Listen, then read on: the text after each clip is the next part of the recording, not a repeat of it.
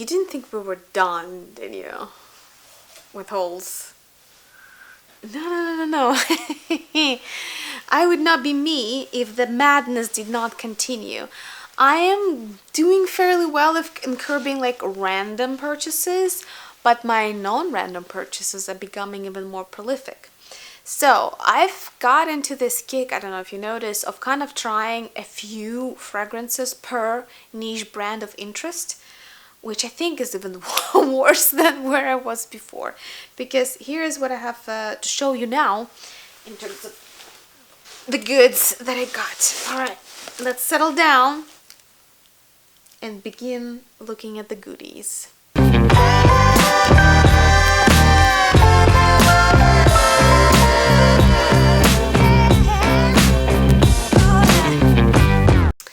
Me would not be me if I didn't every once in a while look at what Salvador Dali had to offer to us in terms of its new boutique offerings. I consider, not so humbly, that I actually brought new attention on at least on YouTube, to Salvador Dali perfumes. Not many influencers talk about it, and to be honest, the brand leaves a lot to be desired in terms of its marketing policy. Like, I don't know who manages them, where do their perfumes go, and when they create them, where exactly are they even distributed. It's all a big mystery. That said, I vividly remember how much I loved some of their kind of more affordable creations, how beautiful and imaginative the design of the bottles was, and actually of the fragrances themselves at the time of the late 90s. So to me, Salvador Dali perfumery has a special place in my heart due to historical, kind of very personal references, and I just, every once in a while, something reappears in my collection. So, after first, and I would say very solid boutique line that they had, and I like want so many of those sculptured bottles. Probably Calice is my favorite. It's like the most delicious chocolate patchouli rose. Oh, so good. They had quite a few other boutique level lines, and one of them had the signature bottles in gold with kind of a revamped storytelling in terms of olfactory design. I got myself one just to kind of get a feel for it. So these are the lips, and the fragrance is called Fabulous Bukhara.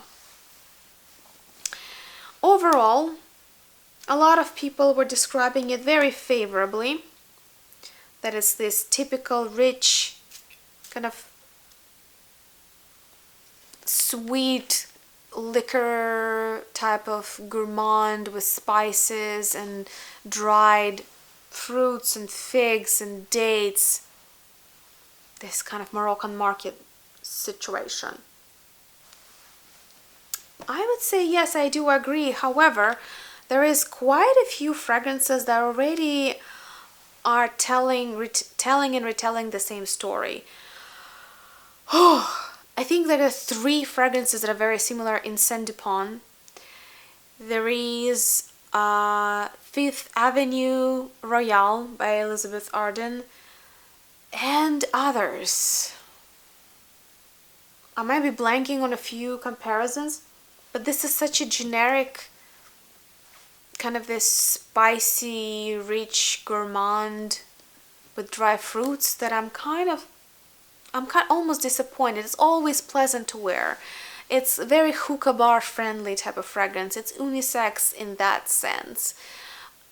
But the bottle is gorgeous, and I'll keep it because it's wearable. It's something that, you know, a lot of people can enjoy. Probably more suited for colder winter times, though I don't know, maybe in the heat. Sometimes these sweet spices blossom in the heat just the same.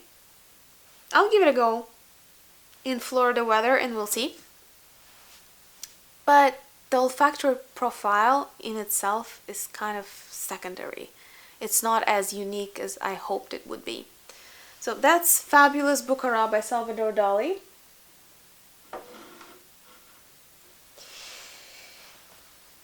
I appreciate the bottle design. As I said, the olfactory design could be a little bit more unique in my view, especially given the brand name, Salvador Dali. Come on. Like, come on. And that's not it. I didn't stop myself there with Salvador Dali. They have another boutique line, which is I think called Elements. Messages, Secrets, or Gala. Deligram, that's what they called it. Deligram is this boutique series called. And I got myself a few because I can't stop myself. I don't know why. What's the problem? I just wanted a piece of it, you know. I wanted... It's almost nowhere to be found other than online. And I'm a big fan of the brand. I'm a big fan of surrealism in general. So I gave it a go. So I got two from that line. One is... It's a great question. What is this one? Ma Victorie. Ma Victor. Victoire. I think it's My Victory. Ma Victoire. Alright, here we get this like Fifth Element design. I would say kind of these pictograms, right? Would you call that pictograms? I'm not sure. Decent design, not overly expensive I would say, but very decent. And My Victory smells exactly like Hypnotic Poison by Dior. I mean, find 10 differences. I'm not sure you will be able to. Yeah, I even couple of weeks ago, I even went to a department store and I got a blotter of Hypnotic Poison by Dior, brought it home, tried to comparatively smell them, and I could not find a difference. Maybe certain subtleties in the dry down, but they're so subtle, oh, you will be hard pressed to really pin it down. And in that sense, if we're talking about such close, like nearly twins, I would say for the uniqueness and the kind of the talking points, yes. This looks good. This is a boutique line by Salvador Dali. Like, it has its selling points for sure. But when it comes to just picking the scent in the closest department store, and I would say bottle design, the Poison bottle design, like the whole line, is just exquisite. I do find that those little apples, those rounded flacons are to die for. Beautiful design. This is also good. I'm not saying that this is in any way deficient. It's just, would you really want to hunt something down that is nearly like a second twin of a designer fragrance? Up to you. You can find them in online discount stores such as fragrancenet.com or fragrancebuy.canada and yada yada yada. They would be ranging probably around 100 to 150, I think. If you can get it for 100, I think it's pretty much on par with Hypnotic Poison if you buy it full price in the department store. And maybe again then for the same price you get a bit of a uniqueness factor. But otherwise, I don't know. To me, My Victory by Salvador Dali, Daligram line is a swap candidate. I'm sure that some perfume maniacs would, for those very reasons that I described, would like to have this bottle instead of Hypnotic Poison by Dior, but they wouldn't wanna buy it, you know, new. So I think this is gonna be on my swap list with other perfume lovers to maybe exchange for something else. And the second one that I got from this line is My Force. My Force. Okay, let's see.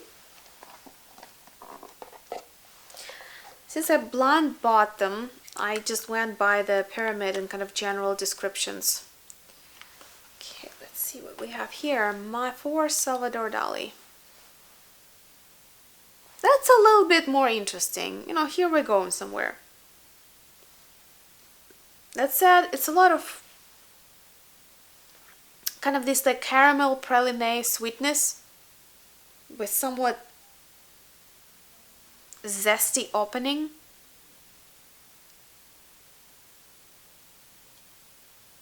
It's like a combination of praline with something either tart berries or lemon. Interesting, but I'm not sure if this is my cup of tea, to be honest. Yeah, blind buys, guys. Can't win them all.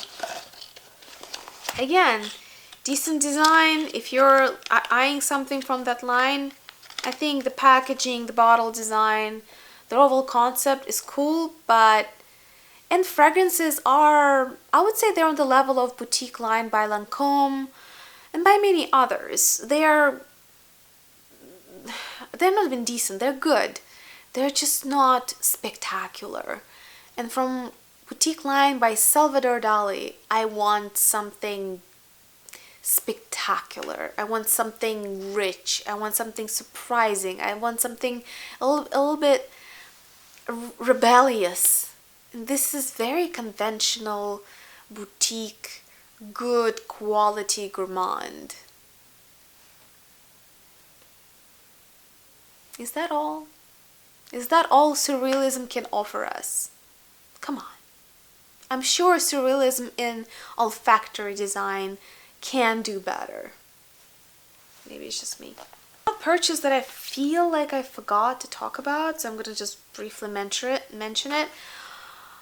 Bought it, sold it, got a decant, didn't like it, and then 5 years later found that decant, used it completely up, and bought myself 100 ml. And this is no other than Saint Louis Datura Noir. It's their version of a coconutty, almondy, sweet tuberose. It kind of depends on how you perceive tuberose. To me, tuberose is always very piercing. I rarely really enjoy it in any fragrance. But somehow, the more I wore it, the more I became tolerant toward the tuberose that is here, because the kind of the vanilla almondy aspect of sweetness, almost coconutty to a degree, complements it so nicely. And this is a very rare case where I could not really enjoy perfume for years, forgot about it, discovered it at random, and fell in love with it. I wouldn't say this is my signature, like I'm not in love, but this is a fun affair, to experience. So yeah, the Datura Noir entered my collection of Serge Lutens fragrances, and I'm very happy about it. Alright, there is a new kid in town. I got a sample of one of the fragrances from this brand in a blind test, and I fell in love with it unexpectedly, and I wore it all down, and I just started craving this fragrance, and that's how it started. I got 3. 2 of them is a blind buy, and this is Douceur. I saw so many YouTube bloggers talk about Douceur, and I just could not square what was going on. On one hand side, people were praising the perfumer who didn't have any formal education in chemistry, who created their own line, and according to the fans of the brand, created very imaginative and powerful scents. On the other hand, people were writing that this seems kind of like not smooth enough. There are little sharp corners of these perfumes. They don't quite stitch together. They tend to fall apart. They seem to be crude. So like all kinds of very conflicting opinions about Douceur perfumes. And when I tried one for myself, and that's what started this whole haul of Douceur, is Fleur de Lalita. I'm a big fan of white lilies in general in perfumery. I love them in real life even more than I love them in perfumery. I'm one of those people, you can like put 5 lily bouquets near my bed, close the door, turn off the AC, leave for a week, I'll be fine. I'll be in heaven. I love everything about the lily scent. The powderiness, the brightness, the spiciness, the sourness, the kind of the stringent and piercingness of it. I even love the animalic, rotty kind of flavor of it. White lilies is my everything when it comes to white florals. That's my signature flower. I love it in all its aspects. So Fleur de Lalita is kind of built around the white lily scent. And it's very, in its nature, it's a very bright and kind of optimistic lily. It's neither gourmand, it's not so sweet as Angels and Demons by Givenchy, because their lily is swallowed by vanilla. Here it's just bright, cheerful, a little bit spicy. And everything, all what I just quoted about Douceur Perfumes is true in this case. It's unusual, it's contrasting, it's interesting, it's captivating. At the same time, it does have kind of unpolished nature with kind of sharp angles to it. It does seem somewhat unrefined, and maybe this is by design. It's kind of chunky in a way that the scent develops. I adore it. I get a kick out of Fleur de Lalita. I absolutely love it. I'm so happy I got myself a full-size bottle. And I almost like, once I get onto Fleur de Lalita, I get into this bon vivant, this kind of like vibrant, joyful mood, and I just want to wear it over and over and over again. And arguably I have much more complex and realistic white lilies in my perfume collection, but this one is just so vibrant, dynamic, and bold. I love wearing it. Even more than the more sophisticated and realistic depictions of white lily in my collection. So, for what it's worth, both fans and critics are right. It's kind of a matter of taste at this point. It definitely has, like, I think what makes it not as refined and sophisticated also make it so lovable in a way. So, Fleur de Lalita, a very fortunate, not blind buy. But now we're transitioning to things that I just gambled. I looked at the descriptions and I picked 2 more, hoping that, that will be a fit for me. Le Sillage Blanc by Douceur. Packaging is good, just as good as everything else from the boutique lines and the niche, as you expect. I usually don't mention it much unless it's spectacular or surprisingly poorly made. This is on par, I would say. Douceur packages well. Le Sillage Blanc. For some reason I thought it would be this delightful floral bouquet, maybe somewhat of a running in the summer field. Oh my god, this is so herbaceous and so bitter. It's like the most bitter herbs you can imagine, and yet they're suspended in this oily green shipper slush. It's just, it kills me. It absolutely kills me. the rich and bitter shipper oiliness of it in combination with just unforgiving herbaceous bitterness. Oh. A lot of people say that this is like one of the best replacements, modern replacements for, is it Bandi or Bukhara by Robert Piguet? Just kind of hard to find. And also a lot of people kind of reference it to Cabochard by Gray. I have Cabochard that is more wearable than this. Is it Angelica? I don't know what is it. It's just so oily and bitter for me. It's like, imagine classic Sisley Chypre with, if they are suspended in green oil. Oh, powerful stuff. Maybe for those of you who like Naomi Goodsir, like she has this like nuclear green tuberose scent, which like you can smell from a mile away, even if it's suspended in vacuum in metallic case, completely insulated from air, you will still smell it. It's just so potent. I wouldn't say that they are similar, but in terms of the kind of the power dynamic of the scent, Le Silage Blanc definitely goes there. It goes into that dimension.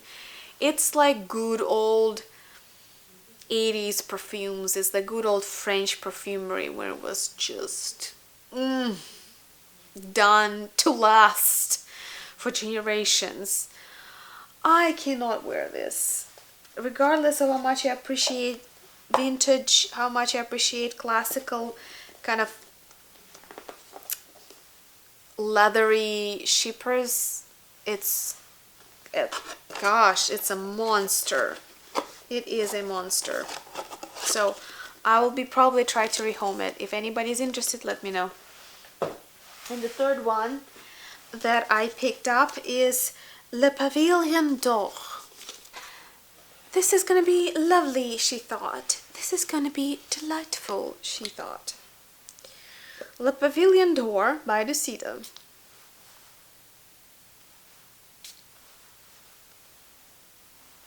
You know, the previous one just like killed my nose. I mean, you can still breathe with this one. And it's not as much of a killer, but it kind of lacks conflict. Nothing here either goes super rich or deep, nor is it contrasted by anything else. The description online places it at 2019. Pisara Umavijani is the perfumer.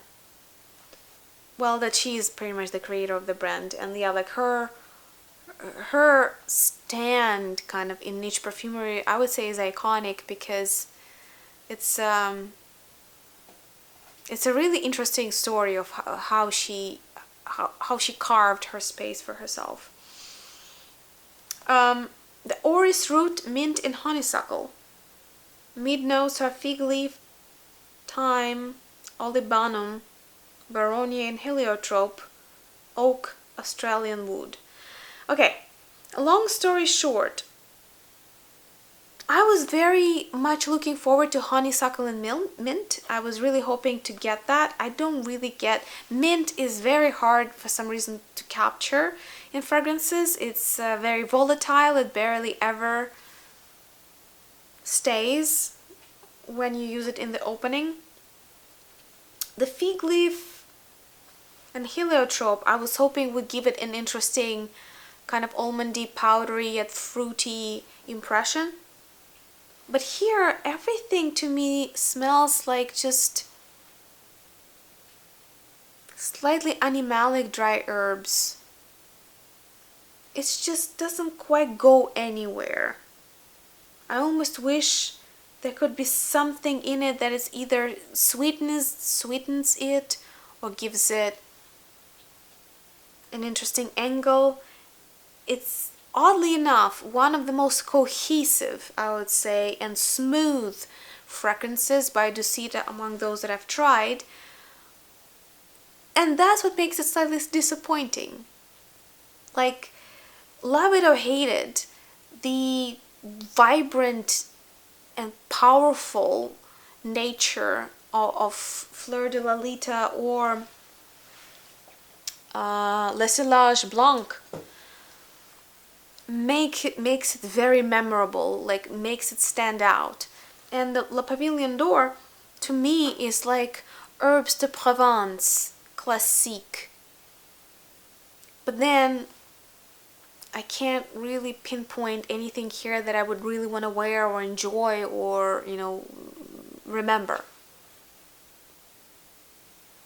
So, yeah, that's that. I think it's another candidate for rehoming for those people who really like sort of the herbs of Provence type of olfactory profile.